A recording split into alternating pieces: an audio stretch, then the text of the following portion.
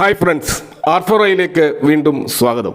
ചില സാങ്കേതിക കാരണങ്ങളാൽ യൂട്യൂബ് അപ്ലോഡിങ് തടസ്സപ്പെട്ടതിനാൽ കഴിഞ്ഞ ആഴ്ചകളിൽ ഡെയിലി മാർക്കറ്റ് അപ്ഡേറ്റ് ചെയ്യാൻ സാധിച്ചിരുന്നില്ല. അപ്പോൾ ഇപ്പോൾ ആ ഒരു തടസ്സം ഒഴിവായതുകൊണ്ടാണ് വീണ്ടും അപ്ലോഡ് ചെയ്യുന്നത്.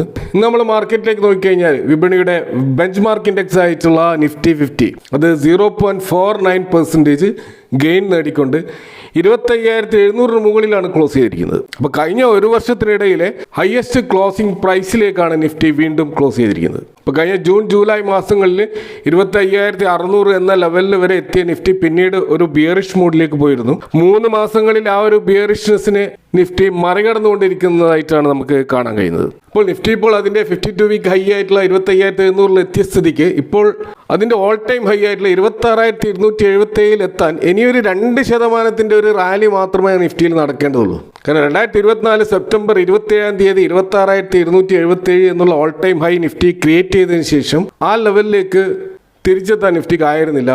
ഇപ്പോൾ അതൊരു അവസരം ക്രിയേറ്റ് ചെയ്യുന്നുണ്ടോ എന്നാണ് നമുക്ക് നോക്കേണ്ടത്. ഇപ്പോൾ നമ്മൾ ഫ്യൂച്ചർ മാർക്കറ്റിലേക്ക് വന്നു കഴിഞ്ഞാൽ ഇവിടെ ഓപ്പൺ ഇൻട്രസ്റ്റുകൾ നമ്മൾ നോക്കിക്കഴിഞ്ഞാൽ 26,000 ആണ് ഏറ്റവും ഹയസ്റ്റ് കോൾ സൈഡിലുള്ള ഓപ്പൺ ഇൻട്രസ്റ്റ്. അതുപോലെ പുട്ട് സൈഡിലുള്ള ഹയസ്റ്റ് ഓപ്പൺ ഇൻട്രസ്റ്റ് 25,500 ആണ്. 25,500 താഴെ പോകാത്തിടത്തോളം കാലം ഈ നിഫ്റ്റിയിലെ ഈ ഒരു മൊമെൻ്റ് നിലനിൽക്കാനുള്ള സാധ്യതയാണ് നമുക്ക് കാണാൻ കഴിയുന്നത്. ഇപ്പോൾ നിഫ്റ്റിയുടെ ചാർട്ടിൽ ഇപ്പോൾ നമ്മൾ ഷോർട്ട് ടേമിലായാലും ലോങ് ടേമിലായാലും അതിൻ്റെയൊക്കെ മൂവിങ് ആവറേജ് നോക്കിക്കഴിഞ്ഞാൽ അതിൻ്റെയൊക്കെ മുകളിലാണ് ഇപ്പോൾ നിഫ്റ്റി നിൽക്കുന്നത്. ഇപ്പോൾ 20 ഡേ മൂവിങ് ആവറേജ് ആയാലും 50 ഡേ മൂവിങ് ആവറേജ് ആയാലും 100 ഡേ മൂവിങ് ആവറേജ് ആയാലും 200 ഡേ മൂവിങ് ആവറേജ് ആയാലും അതിൻ്റെയൊക്കെ മുകളിലാണ് നിഫ്റ്റി ഉള്ളത്. കൂടാതെ MACD ക്രോസ് ഓവർ ഒരു ബുള്ളിഷ് സിഗ്നലാണ് നൽകുന്നത്. എന്നാൽ അവിടെ ശ്രദ്ധിക്കേണ്ട ഒരു കാര്യം RSI ഓവർ ബോട്ട് സോണിലേക്ക് എത്തിയിരിക്കുകയാണ്. അപ്പോൾ ഒരു സെല്ലിങ് സ്വാഭാവികമായിട്ടും ഉണ്ടാകും എന്ന് തന്നെ നമ്മൾ പ്രതീക്ഷിക്കണം. കാരണം നെക്സ്റ്റ് ട്യൂസ്ഡേ നിഫ്റ്റിയുടെ എക്സ്പയറിയാണ്.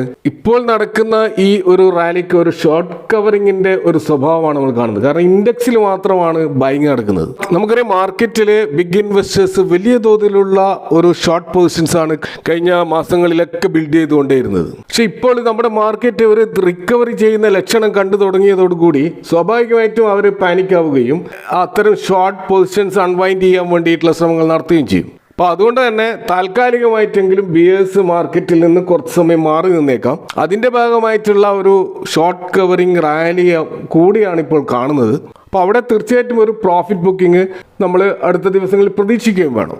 കാരണം ഈ ഒരു റാലി നമ്മൾ ബ്രോഡ് മാർക്കറ്റിൽ കാണാൻ കഴിയുന്നില്ല. ഇപ്പോൾ BSEയുടെ അഡ്വാൻസ് ഡിക്ലൈൻ റേഷ്യോ നമ്മൾ പരിശോധിച്ചാൽ 38% സ്റ്റോക്കുകൾ മാത്രമാണ് അഡ്വാൻസ് ചെയ്തത്. 57% സ്റ്റോക്കുകൾ ഡിക്ലൈൻ ആണ്. അപ്പോൾ ബ്രോഡ് മാർക്കറ്റിൽ ബൈങ് അത്ര ശക്തമല്ല, ഇൻഡെക്സിലാണ് ശക്തമായ ബൈങ് നടക്കുന്നത്. ഇപ്പോൾ നമ്മൾ മിഡ് ക്യാപ് 150 ഇൻഡെക്സിന്റെ ഇന്നത്തെ പെർഫോമൻസ് നോക്കിക്കഴിഞ്ഞാൽ അത് റെഡിലാണ് ക്ലോസ് ചെയ്തിരിക്കുന്നത്. അതുപോലെ സ്മോൾ ക്യാപ് 250 റെഡിലാണ്, മൈക്രോ ക്യാപ് 250 റെഡിലാണ് ക്ലോസ് ചെയ്തിരിക്കുന്നത്. അപ്പോൾ തീർച്ചയായിട്ടും ഇൻഡെക്സിൽ ഈ ഒരു റാലി നടന്നാൽ പോലും നമ്മുടെ പോർട്ട്ഫോളിയോ പ്രത്യേകിച്ച് അത് കൂടുതലായിട്ട് മിഡ് ക്യാപ്പും സ്മോൾ ക്യാപ്പും മൈക്രോ ക്യാപ്പും ആണെങ്കിൽ അതൊക്കെ ഇപ്പോഴും അത് ഒരു റിക്കവറി ചെയ്തതായിട്ട് നമുക്ക് കാണാൻ കഴിയുകയില്ല.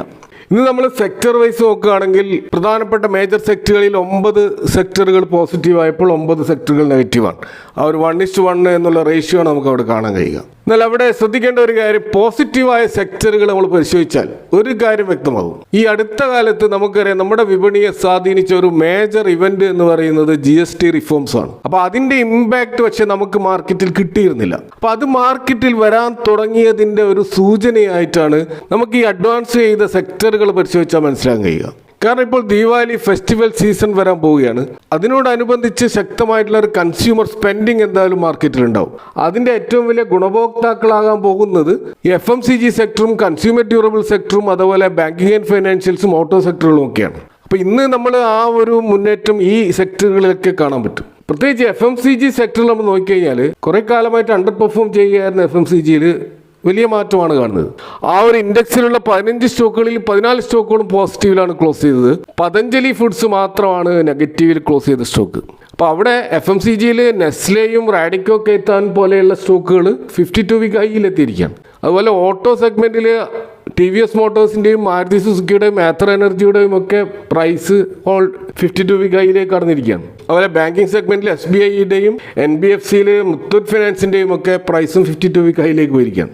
അപ്പോൾ ഇത്തരത്തിലുള്ള ഒരു GST ഇമ്പാക്ട് മാർക്കറ്റിൽ വരാൻ തുടങ്ങുന്നതിൻ്റെ സൂചനകളാണ് ഇപ്പോൾ നമുക്ക് കാണാൻ കഴിയുന്നത്. കൂടാതെ മാർക്കറ്റിൽ ഇത്തരത്തിലുള്ളൊരു പോസിറ്റിവിറ്റി നിറച്ചതിൽ FIIസിൻ്റെ ആ ഒരു ബൈങ് ഉണ്ടാക്കിയിട്ടുള്ള ആ ഒരു ഇൻഫ്ലുവൻസ് വളരെ വലുതാണ്. കാരണം എത്രയോ മാസങ്ങളായിട്ട് ഹെവി സെല്ലിംഗ് നടത്തിക്കൊണ്ടിരിക്കുന്ന FIAs കഴിഞ്ഞ ഒക്ടോബർ 7 മുതൽ 14 വരെയുള്ള 7 ട്രേഡിംഗ് സെഷനിൽ 5 ട്രേഡിംഗ് സെഷനിലും അവർ നെറ്റ് ബയേഴ്സ് ആയിരുന്നു. കൂടാതെ കഴിഞ്ഞ 2 ട്രേഡിംഗ് സെഷനിൽ അവർ നെറ്റ് ബയേഴ്സ് ആയിട്ട് മാറിയിട്ട് നേരിയ തോതിലാണെങ്കിലും അവർ നെറ്റ് ബയേഴ്സ് ആണ്. അപ്പോൾ മൊത്തത്തിൽ ഈ ഒരു മാസം നമ്മൾ നോക്കിക്കഴിഞ്ഞാൽ 895 കോടിയുടെ നേരിയൊരു സെല്ലിംഗ് മാത്രമാണ് ഓവറോൾ FIAs നടത്തിയിട്ടുള്ളത്. അപ്പോൾ അത് തീർച്ചയായിട്ടും മാർക്കറ്റ് ഇൻഫ്ലുവൻസ് ചെയ്തിട്ടുണ്ട്. അപ്പോൾ ഈ ഒരു ട്രെൻഡ് തുടർന്നാൽ 26,000 എന്നുള്ള ആ ഒരു ഓൾ ടൈം ഹൈ ഒരു 2% കൂടി നിഫ്റ്റി മൂവ് ചെയ്താൽ അവിടേക്ക് എത്താനുള്ള ഒരു സാധ്യതയാണ് നമ്മൾ മൊത്തത്തിൽ കാണുന്നത്. ഇത് കൂടാതെ ഇന്ത്യ US ട്രേഡ് ഡീലുമായി ബന്ധപ്പെട്ട ചില പുതിയ വാർത്തകൾ അത് ചില ശുഭാപ്തി വിശ്വാസം പകർന്നു നൽകുന്നുണ്ട്. ഇപ്പോൾ കഴിഞ്ഞ Wednesday US president Donald Trump പറഞ്ഞത് മോഡി അദ്ദേഹത്തോട് അഷ്വർ ചെയ്തു എന്നുള്ളതാണ്. അതായത് റഷ്യയിൽ നിന്നുള്ള ഓയിൽ ഇമ്പോർട്ട് ഇന്ത്യ അവസാനിപ്പിക്കുമെന്ന് ഉറപ്പ് നൽകിയിട്ടുണ്ടെന്നാണ് ട്രംപ് പറയുന്നത്. എന്നാൽ ഇന്ത്യയുടെ ഭാഗത്തു നിന്ന് അത്തരം സ്ഥിരീകരണമൊന്നും ഇല്ലെങ്കിലും അമേരിക്കയുമായിട്ടുള്ള ഓയിൽ എനർജി കോർപ്പറേഷനുമായി ബന്ധപ്പെട്ടുള്ള വളരെ സ്ട്രോങ് ആയിട്ടുള്ള ചില ഡിസിഷൻസ് ഉണ്ടാകുമെന്ന് ചില സൂചനകൾ നമുക്ക് ലഭിക്കുന്നുണ്ട്. അപ്പോൾ അതിൻ്റെ അടിസ്ഥാനത്തിൽ നമ്മൾ നോക്കുമ്പോൾ ഈ ഒരു എക്സ്ട്രാ 25 താരിഫ് ഏത് സമയവും നവംബർ മാസത്തിനുള്ളിലായിട്ട് അത് എടുത്തു കളയും എന്ന് തന്നെ നമുക്ക് പ്രതീക്ഷിക്കാം. അപ്പോൾ അതിൻ്റെ അടിസ്ഥാനത്തിലുള്ള ഒരു പോസിറ്റീവ് സെന്റിമെന്റ്സ് തീർച്ചയായിട്ടും മാർക്കറ്റിലുണ്ട്.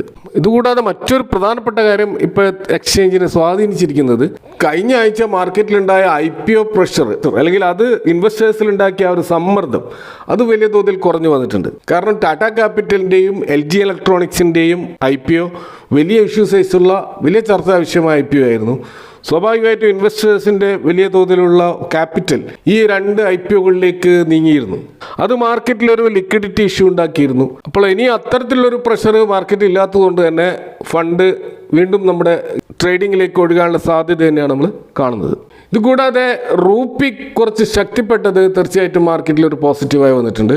അപ്പോൾ അവിടെ റിസർവ് ബാങ്ക് എടുത്തിട്ടുള്ള ചില മെഷേഴ്സും അതുകൂടാതെ US ഡോളർ ഇൻഡെക്സ് ഡൗൺ ആയതും ഒക്കെ റൂപ്പിയുടെ ആ ഡിവാലുവേഷനെ കുറച്ച് മിനിമൈസ് ചെയ്യുന്ന രീതിയിലുള്ള ഫിഗറാണ് നമ്മൾ കാണുന്നത്. കാരണം കഴിഞ്ഞ 2 ട്രേഡിംഗ് സെഷനിൽ 87 എന്നുള്ള ലെവലിലേക്ക് ഇന്ത്യൻ റൂപ്പി ഡോളറിനെതിരെ വന്നിരുന്നു. ഇന്നും ആ ഒരു 88 ചുറ്റിപ്പറ്റി തന്നെ നിൽക്കുകയാണ്. അപ്പോൾ ഗ്ലോബലായിട്ടുള്ള വീക്ക് ക്യൂസ് ആണെങ്കിലും റൂപ്പി ശക്തിപ്പെട്ടത് മാർക്കറ്റിൽ പോസിറ്റീവായിട്ട് നിൽക്കുന്ന മറ്റൊരു ഘടകമാണ്. ഇതുകൂടാതെ ബാങ്കിങ് സ്റ്റോക്കുകളിൽ ഉണ്ടായിട്ടുള്ള റാലി അത് മാർക്കറ്റിൽ പോസിറ്റീവായി വന്നിട്ടുണ്ട്. പ്രത്യേകിച്ച് ICICI ബാങ്കിൻ്റെയും HDFC ബാങ്കിൻ്റെയും നല്ല റിസൾട്ടുകളും അതുപോലെ ഇന്ന് പ്രസിദ്ധീകരിക്കാൻ പോകുന്ന റിലയൻസിൻ്റെ റിസൾട്ടും ആളുകൾ വളരെ ആകാംക്ഷയോടെയാണ് കാത്തിരിക്കുന്നത്. കാരണം ഈ 3 സ്റ്റോക്കുകൾ നല്ല റിസൾട്ട് കൊണ്ടുവന്നു കഴിഞ്ഞാൽ ഇവർക്ക് 3 പേർക്ക് ഒറ്റക്ക് നിന്നുകൊണ്ട് തന്നെ നിഫ്റ്റിയെ പിടിച്ചു ഉയർത്താൻ കഴിയും. അപ്പോൾ റിലയൻസ് കൂടി ഈ ഒരു ജൈത്രയാത്രയിൽ പങ്കേറുകയാണെങ്കിൽ അത് നിഫ്റ്റി അതിൻ്റെ ഓൾ ടൈം ഹൈ ക്രിയേറ്റ് ചെയ്യാൻ ഒരുപക്ഷെ സഹായിച്ചേക്കും. ഇതുകൂടാതെ ഗ്ലോബലായിട്ട് കാണുന്ന മറ്റൊരു പ്രധാനപ്പെട്ട ഒരു കാര്യം ഇന്ത്യൻ മാർക്കറ്റിന് പോസിറ്റീവായി വന്നിട്ടുള്ളത് ക്രൂഡ് ഓയിലിൽ വന്നിട്ടുള്ള വമ്പിച്ച ഡിപ്പാണ്. കാരണം WTI ക്രൂഡ് $56-57 എന്ന ഒരു റേഞ്ചിലാണ് ട്രേഡ് ചെയ്യുന്നത്. ബ്രന്റ് ക്രൂഡും 60 അടുത്ത് വന്നിരിക്കുകയാണ്. ഇപ്പോൾ US പ്രസിഡന്റ് ഡൊണാൾഡ് ട്രംപും റഷ്യൻ പ്രസിഡന്റ് വ്ളാഡിമിർ പുടിനും ഹംഗറിയിൽ വെച്ച് ഒരു മീറ്റ് നടക്കാൻ പോകുന്നുണ്ട്. അവിടെ യുക്രൈൻ വാർ അവസാനിപ്പിക്കുവാനുള്ള ചർച്ചകൾ നടക്കുമെന്നാണ് റിപ്പോർട്ടുകൾ സൂചിപ്പിക്കുന്നത്. അത് തീർച്ചയായിട്ടും ഈ ഓയിൽ മേഖലയിലുള്ള ഈ ഒരു സപ്ലൈ ഡിസ്ട്രപ്ഷനെ ഇല്ലാതാക്കാൻ സഹായിക്കുമെന്നാണ് കരുതപ്പെടുന്നത്. അതുപോലെ ഇന്ന് രാത്രിയുമൊക്കെ ആയിട്ട് ധാരാളം കമ്പനികളുടെ റിസൾട്ടുകൾ വരാൻ പോവുകയാണ്. അതുകൊണ്ട് തന്നെ ആ റിസൾട്ടുകളൊക്കെ നമ്മൾ തീർച്ചയായിട്ടും പരിശോധിക്കേണ്ടതുണ്ട്. അത് തിങ്കളാഴ്ച ആ സ്റ്റോക്കുകളിൽ അതിനോട് അനുബന്ധിച്ചിട്ടുള്ള അപ്പ് ആൻഡ് ഡൗൺസ് നമുക്ക് പ്രതീക്ഷിക്കാൻ കഴിയും. ഇപ്പോൾ അതിൽ പ്രധാനപ്പെട്ട ഒരു കമ്പനി തീർച്ചയായിട്ടും റിലയൻസ് ഇൻഡസ്ട്രീസ് ആണ്. മറ്റൊന്ന് Tata Technologies, Hindustan Zinc, JSW energy, JSW steel, REC, Polycab, LNT technology services പോലെയുള്ള കമ്പനികളുടെ Q2 റിസൾട്ട് ഇന്ന് പ്രസിദ്ധീകരിക്കുകയാണ്. കൂടാതെ Tejas network, Dixon Technologies, Dalmia Bharat, CEAT, CRISIL, Havells India, Liberty Shoes, Shoppers Stop, Central Bank of India പോലെയുള്ള സ്റ്റോക്കുകളുടെയും റിസൾട്ടുകൾ ഇന്ന് പ്രസിദ്ധീകരിക്കുന്നുണ്ട്. ഇതുകൂടാതെ നമ്മൾ ഇന്ന് കാണുന്നത് ശക്തമായ ഒരു മൂവ് നടത്തിയ ഒരു സ്റ്റോക്ക് ഇന്ന് വേൾപൂളാണ്. അപ്പോൾ വേൾപൂളിന്റെ ഭാഗത്തു നിന്ന് വന്നിട്ടുള്ള ചില കോർപ്പറേറ്റ് ഫയലിംഗിൽ നമ്മൾ കാണുന്നത് പല പ്രധാനപ്പെട്ട അഗ്രിമെന്റുകളും അവരുടെ പാരന്റ് കമ്പനിയുമായിട്ട് നടത്തിയിട്ടുണ്ട് എന്നുള്ളതാണ്. ഒന്ന് ബ്രാൻഡ് ലൈസൻസ് അഗ്രിമെന്റ്, മറ്റൊന്ന് ടെക്നോളജി ലൈസൻസ് അഗ്രിമെന്റ്, മറ്റൊന്ന് service agreement, transitional service agreement, അതുപോലെ ഇന്റലക്ച്വൽ പ്രോപ്പർട്ടിയുമായി ബന്ധപ്പെട്ടിട്ടുള്ള ഡീല്. ഇതൊക്കെ ഇവർ വേൾപൂൾ കോർപ്പറേഷനുമായി നടത്തിക്കൊണ്ടിരിക്കുകയാണ്. നമുക്കറിയാം വേൾപൂൾ എന്ന് പറയുന്നത് അമേരിക്കൻ ബേസ്ഡ് ആയിട്ടുള്ള ഒരു കമ്പനിയാണ്. അവരുടെ ഇന്ത്യൻ സബ്സിഡിയറിയാണ് ഈ വേൾപൂൾ. മുമ്പ് ഇത് കെൽവിനേറ്റർ എന്ന പേരിലായിരുന്നു ഉണ്ടായിരുന്നത്. അതിൻ്റെ പേര് ആണ് പിന്നീട് നമ്മൾ വേൾപൂൾ എന്ന ഇന്ത്യ എന്ന രീതിയിൽ കാണുന്നത്. അപ്പോൾ ഈ രീതിയിലുള്ള മേജർ അഗ്രിമെൻറ്റ് വരുന്നതോടുകൂടി ആ വേൾപൂൾ കോർപ്പറേഷനിൽ നിന്നുള്ള സപ്പോർട്ട് പൂർണ്ണമായിട്ടും ഈ വേൾപൂൾ ഇന്ത്യൻ കമ്പനിക്ക് ലഭിക്കുകയാണ്. അപ്പോൾ അത് തീർച്ചയായിട്ടും ഈ സ്റ്റോക്കിൽ ഒരു പോസിറ്റീവ് സെൻറ്റിമെൻറ്റ്സ് ക്രിയേറ്റ് ചെയ്യാൻ സഹായിച്ചിട്ടുണ്ട്. ഇതിൻ്റെ കറണ്ട് പ്രൈസ് ഇപ്പോൾ 1385 ഇതിൻ്റെ ഹൈ 2450 വരെ പോയ ഒരു സ്റ്റോക്കാണ് നമ്മൾ ഓർക്കണം. കൂടാതെ ഇതിൻ്റെ 3 ഇയേഴ്സിൻ്റെ ഒരു മീഡിയം PE 95 എന്ന ലെവലിൽ വരെ ഉണ്ടായിരുന്നു. ഇപ്പോൾ PE റീസണബിൾ ലെവലിലേക്ക് വന്നിരിക്കുകയാണ്. 56 എന്ന ലെവലാണ് നമ്മൾ കാണുക. ഇൻഡസ്ട്രി PE ഏകദേശം ആ ഒരു റേഞ്ചിലാണ്. അപ്പോൾ 17,000 കോടി മാർക്കറ്റ് ക്യാപ്പുള്ള ഈ വേൾപൂൾ എന്നുള്ള ഈ ഒരു കൺസ്യൂമർ ഡ്യൂറബിൾ കമ്പനി തീർച്ചയായിട്ടും നമ്മൾ വാച്ച് ലിസ്റ്റിൽ ആഡ് ആവുന്ന ഒരു സ്റ്റോക്കായിട്ട് മനസ്സിലാക്കാൻ കഴിയും.